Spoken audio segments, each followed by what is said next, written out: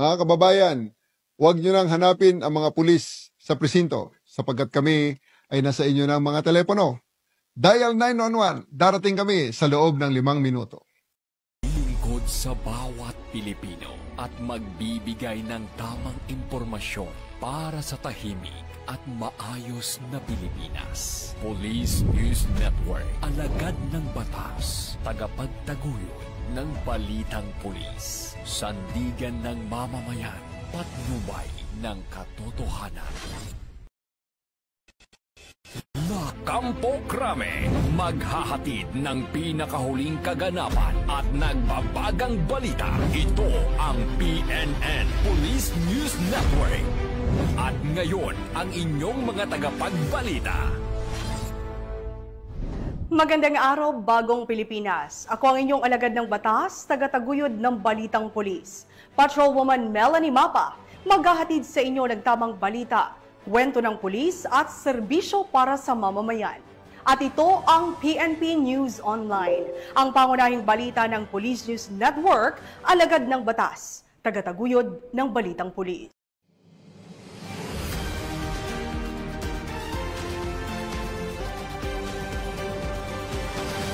Narito ang mga balitang dapat niyong abangan. Halos 7 milyong halaga ng shabu na kumpiska sa buy-bust operation sa Bohol. Mahigit 1,000 pulis ng Pro Calabarzon na deploy para sa SONA 2025. At PNP na mahagi ng higit 1,000 relief goods sa mga nasalanta sa Baseco Compound.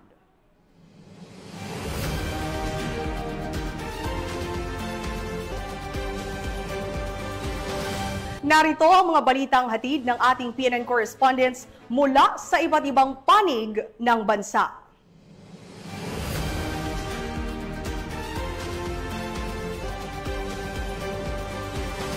Simulan natin ang balita mula sa bahagi ng Luzon.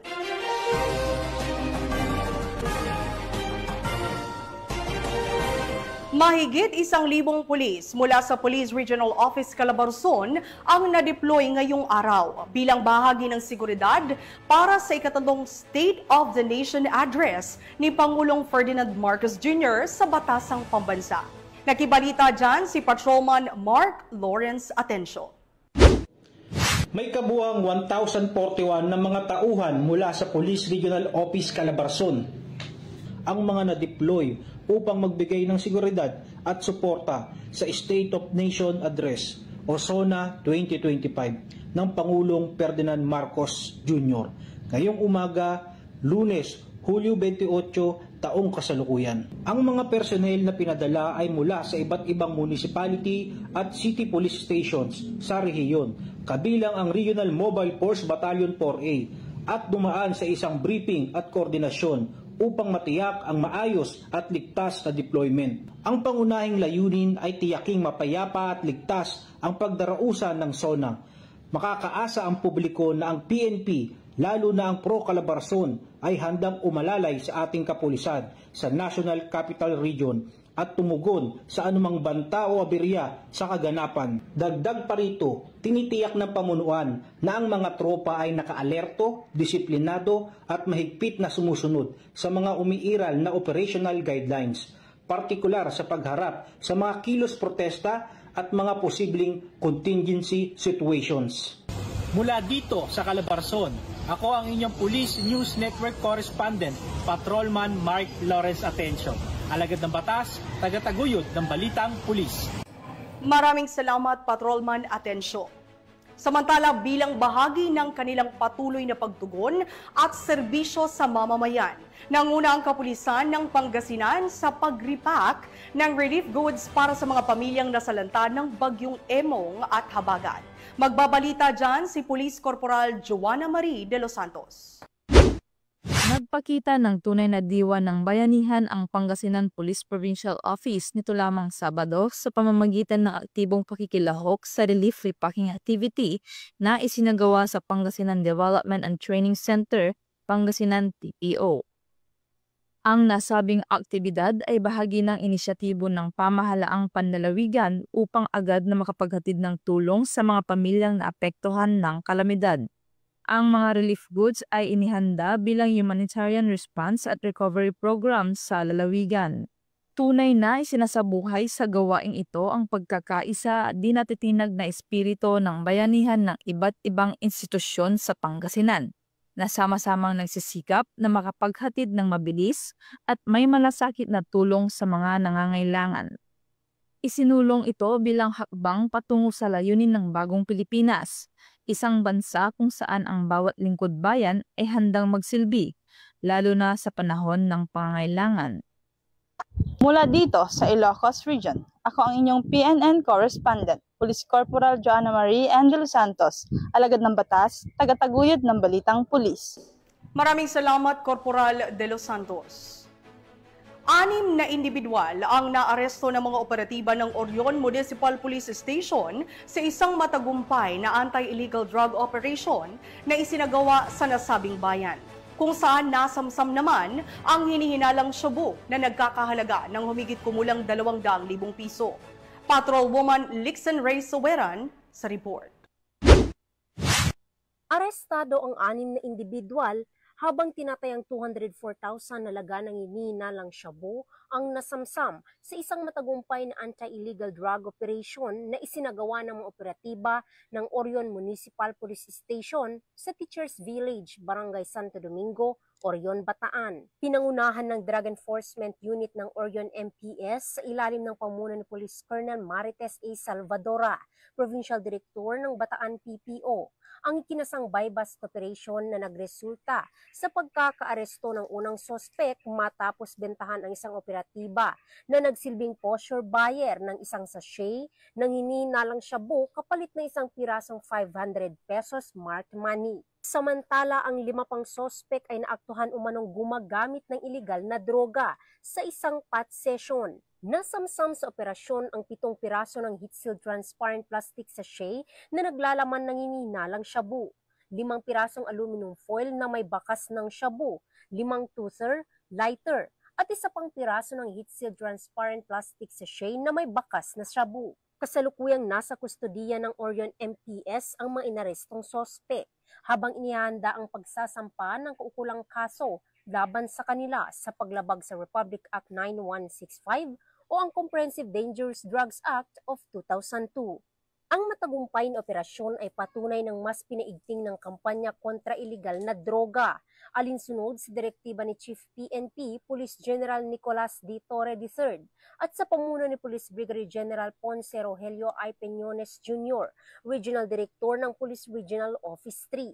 Patuloy ang determinasyon ng kapulisan sa pagbibigay ng ligtas at drug-free na komunidad para sa bawat mamamayan ng Bataan at buong Gitnang Luzon. Mula dito sa Gitnang Luzon, ako ang inyong PNN correspondent, Patrolwoman Lixen Ray A. Saweran, alagad ng batas, tagataguyod ng Balitang Pulis. Maraming salamat, Patrolwoman Saweran. 2 hinihinalang drug personalities ang naaresto sa ikinasang buy-bust operation ng mga operatiba ng Abra PNP sa naturang lalawigan. Ang detalye ng report mula kay Patrolwoman Jesly Sabado. Aresto ng mga operatiba ng Provincial Drug Enforcement Unit ng Abra ang 2 bagong tukoy na drug personalities sa isinagawang buy-bust operation kamakailan sa Barangay Calaba South, Bangged, Abra. Kinilala ang mga suspek na kapwa 21 anyos, walang trabaho at nasa drug watch list bilang street-level individuals at tinuturing na pusher. Ang operasyon ay isinagawa sa koordinasyon ng Provincial Drug Enforcement Unit at Philippine Drug Enforcement Agency. Nasamsam mula sa mga suspek ang tinatayang 15.74 gramo ng hinihinalang shabu na may standard drug price na humigit kumulang 107,032 pesos. Bukod sa droga, na-recover din ang buy-bust money, bodle money, motorsiklo, cellphone at vape mula sa mga suspek. Isinagawa ang inventaryo ng mga ebidensya sa presensya ng mga suspek, isang barangay kagawad at isang media representative mula sa radyo natin Bangged. Dinala sa PDEO office ang mga suspek at mga ebidensya para sa dokumentasyon at pagsasampa ng kaso sa ilalim ng RA 9165 o Batas Laban sa Ipinagbabawal na Gamot. Mula dito sa Baguio City, ako yung PNN correspondent, Patrolwoman Jesly Sabado, alagad ng batas, tagataguyod ng Balitang Pulis. Maraming salamat, Patrolwoman Sabado. At bilang tugon sa epekto ng sunod-sunod na masamang panahon, isinagawa ng Philippine National Police sa pamumuno ni Chief PNP Police General Nicolas D. Torre III ang pamamahagi ng mga relief goods sa Barangay 649 Baseco Compound, Tondo, Maynila. Yan ang balitang hatid ni Patrolwoman Maria Sara Bernales.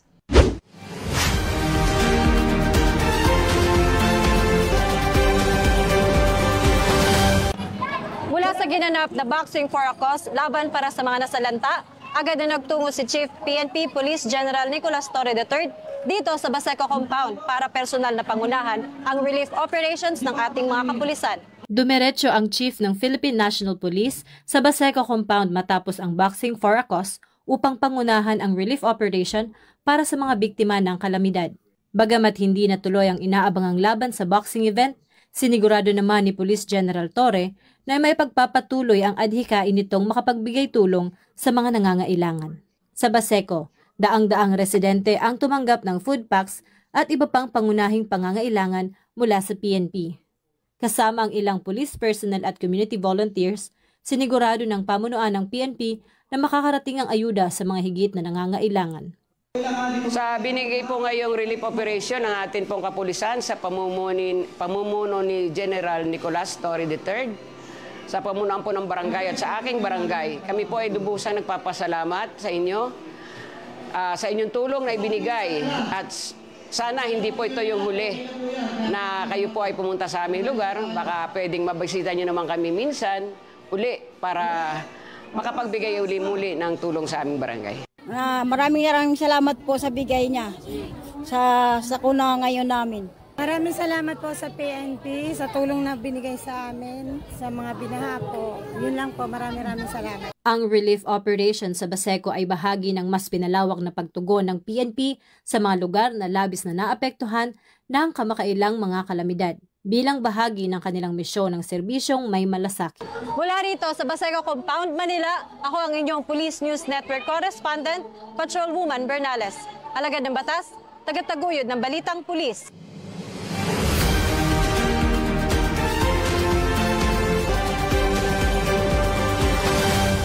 Tunghayan naman natin ang mga balita mula sa Visayas.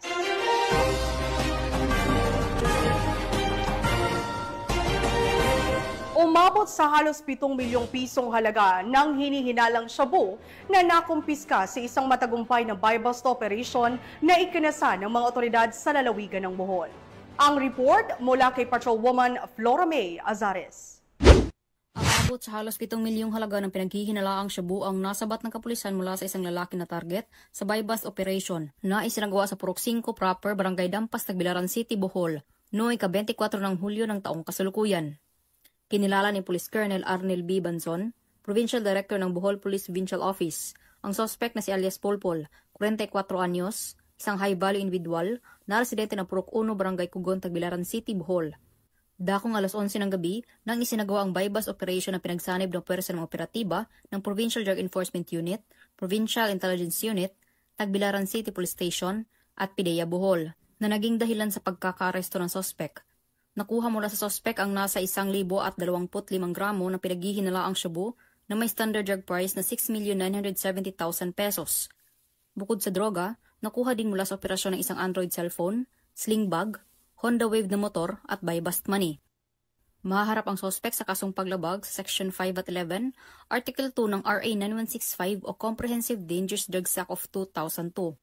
Sa muli po, tayo ay nanawagan sa ating mga kababayan na kung may impormasyon kayo sa mga tao o grupo na involved po sa anti-illegal drugs o shabu o mga drug personality sa inyong lokalidad, huwag po mag-atubiling magsumbong sa pinakamalapit na police station. At pwede po tayong mag-dial din po sa 911 kung gusto niyo pong ma-responde ang isang krimen. Mula dito sa Central Visayas, ako ang inyong PNN correspondent, Patrolwoman Flora May Azares, alagad ng batas, tagataguyod ng Balitang Pulis. Maraming salamat, Patrolwoman Azares. Sa patuloy na pinaigting na kampanya ng pulisya laban sa iligal na droga, matagumpay na nasabat ang mahigit 3 milyong pisong halaga ng hinihinalang shabu mula sa 2 hinihinalang high-value individual sa ikinasang buy-bust operation sa Barangay Arevalo, Iloilo City. Yan ang tinutukan ni Patrolwoman Ledelyn Bansagon. Estado ang 2 hinilaang high-valued individual sa isang matagumpay na buy-bust operation na sinagawa sa distrito ng Arevalo, Iloilo City, bandang alas 10:24 ng gabi noong ika-26 ng Hulyo taong kasalukuyan. Sa panayam kay Police Captain Glenn Suliman, Officer in charge ng Regional Police Drug Enforcement Unit 6, kinilala ang mga suspect sa mga alias na Binsoy, residente ng Zone 6, Kalumpang Molo at alias RM, residente naman ng Zone 8 sa parehong barangay. Unang nabentahan ng mga suspect ang isang undercover operative na isang sachet ng hinilaang shabu na nagkakalaga ng 12,000 piso.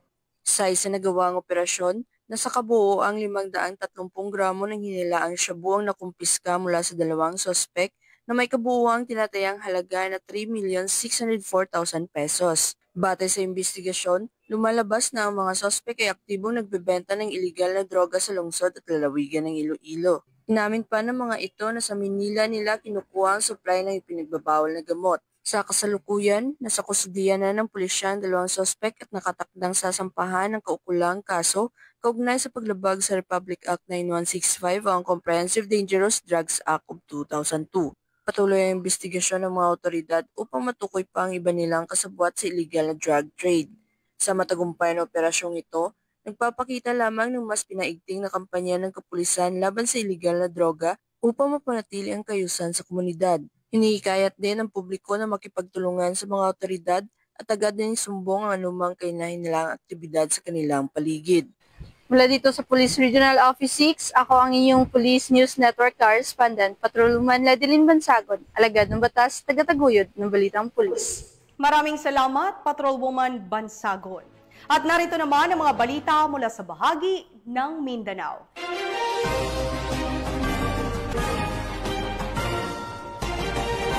Timbog ang isang hinihinalang drug suspect sa ikinasang buy-bust operation ng mga operatiba ng Valencia City Police sa Bukidnon.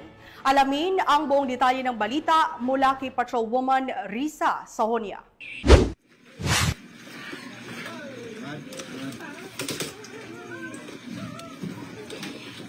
Arestado ang isang drug suspect sa isinagawang joint buy-bust operation ng City Drug Enforcement Unit, Bukidnon Provincial Intelligence Unit, katuwang ang mga kapulisan ng Valencia City Police Station sa Barangay Poblacion, Valencia City, Bukidnon, nitong ika-25 ng Hulyo taong kasalukuyan. Kinilala ni Police Lieutenant Colonel Brian M. Panganiban, officer in charge ng Valencia City Police Station, ang drug suspect na si Alias Jingjing, babae, 48 anyos, walang asawa, walang trabaho at residente ng nasabing lugar. Yeah, anak, basig.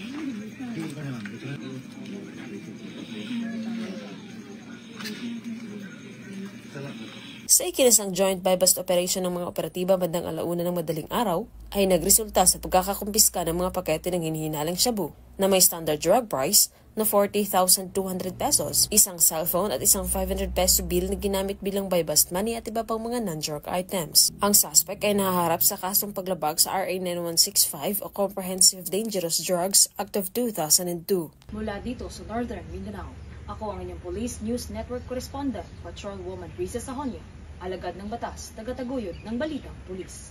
Maraming salamat, Patrolwoman Sahonia.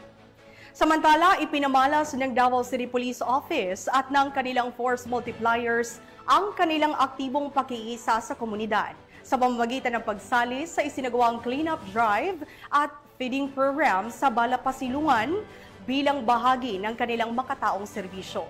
Yan ang balitang hatid ni Patrolwoman Sheena May Ilagan.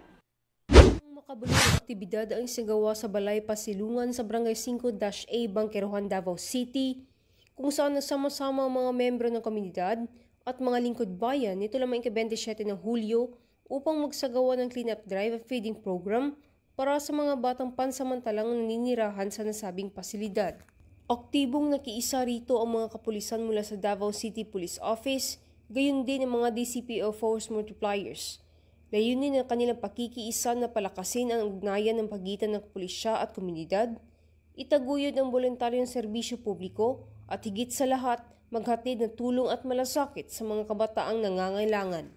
Dagdag pa, ang aktibidad ay bahagi ng mas malawak na layunin ng PNP na maging katuwang ng bawat Pilipino tungo sa isang ligtas at maunlad na bagong Pilipinas kung saan ang seguridad, kaayusan at pagkakaisa ay prioridad.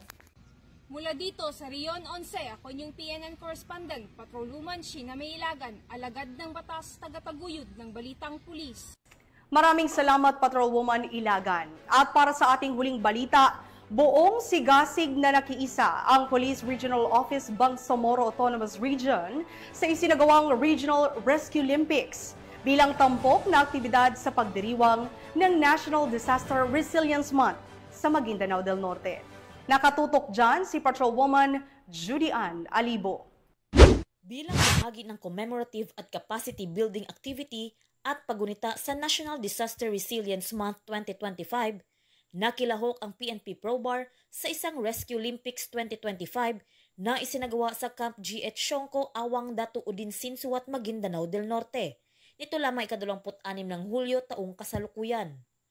Naging pangunahing kalahok sa naturang patimpalak ang rescue units at emergency teams tulad ng PNP, BFP, Philippine Coast Guard at Philippine Army, na dinaluhan din ng mga opisyals galing sa iba't ibang ahensya ng pamalaan. Sa aktibong suporta ni Police Colonel Armando F. Mena, Chief Regional Community Affairs and Development Division, at Director Joel Q. Mamon, Regional Director, Office of Civil Defense BAR. Ang Rescue Olympics ay isang paligsahan para sa mga first responders upang paunlarin ang kanilang kakayahan sa search, rescue at disaster response. Isinasagawa ito sa pamamagitan ng simulation exercises tulad ng Water Search and Rescue Station, Basic Life Support Station, High Angle Rescue Station, Obstacle Course Station at Fire Drill. Tumanggap naman ng token of appreciation ang bawat kalahok upang gantimpala sa kanilang pagpapamalas ng galing, lakas at liksi upang malagpasan ang bawat nakahandang simulation exercises. Layunin nitong sanayin ang mga kalahok, palakasin ang kanilang koordinasyon at teamwork, at tiyakin ang pisikal at mental na kahandaan sa pagtugon sa emergency. Mahalaga ito upang mapaunlad ang kahusayan ng responders, maiwasan ang malaking pinsala at mapalaganap ang kultura ng kahandaan sa mga komunidad. Mula rito sa Rion ng Bangsamoro, ako ang inyong PNN correspondent, Patrolwoman Judy Ann Alibo, alagad ng batas, tagataguyod ng balitang pulis. Maraming salamat, Patrolwoman Alibo. At yan ang mga balitang nakalap ng ating PNN correspondents mula Luzon, Visayas at Mindanao. Sa ngalan ng pamunuan ng Philippine National Police sa pangunguna ni PNP Chief Police General Nicolas D. Torre III at sa pamumuno ni President Ferdinand Bongbong Marcos Jr., kami ay maglilingkod sa bawat Pilipino at magbibigay ng tama at balanseng balita, at kami po ay muling nagpapaalala na huwag nyo nang hanapin ang mga pulis sa mga presinto sapagkat kami ay nasa inyo ng mga telepono. Dial 911, darating kami sa loob ng 5 minuto. Dahil sa bagong Pilipinas, ang gusto ng pulis, ligtas ka. Mula rito sa tanggapan ng tagapag-ugnay ng Pambansang Pulisya, ako ang inyong alagad ng batas, tagataguyod ng balitang pulis, Patrolwoman Melanie Mapa, maghahatid ng tamang balita, kwento ng pulis at serbisyo para sa mamamayan. At ito ang PNP News Online, ang pangunahing balita ng Police News Network.